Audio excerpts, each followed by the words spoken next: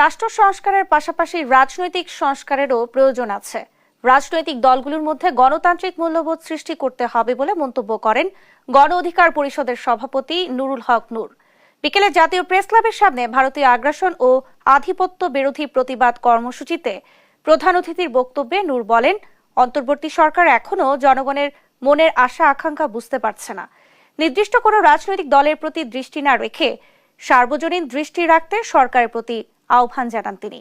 আগামী নির্বাচনে আওয়ামী লীগকে অংশগ্রহণের সুযোগ করে দিলে কমিশন ঘেরাওয়ের হুঁশিয়ারি দেন গণ অধিকার পরিষদের সাধারণ সম্পাদক রাশেদ খান। একই সাথে ভারতীয়দের ষড়যন্ত্র থেকে বেরিয়ে আসারও আহ্বান জানান বক্তারা।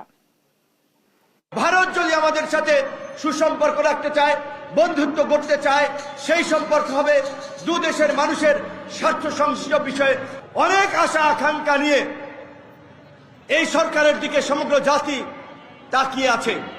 কিন্তু দুঃখজনক, দুর্ভাগ্য, সরকার জনগণের আশা আকাঙ্ক্ষা মনের ভাষা বুঝতে পারছে না।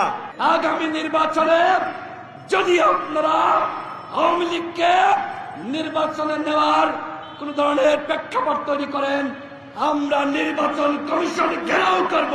আগামী নির্বাচনে গণহত্যাকারী দল আওয়ামী লীগ জাতীয় পার্টি এবং 14 দলের দোসররা নির্বাচনে অংশ নিতে পারবে না।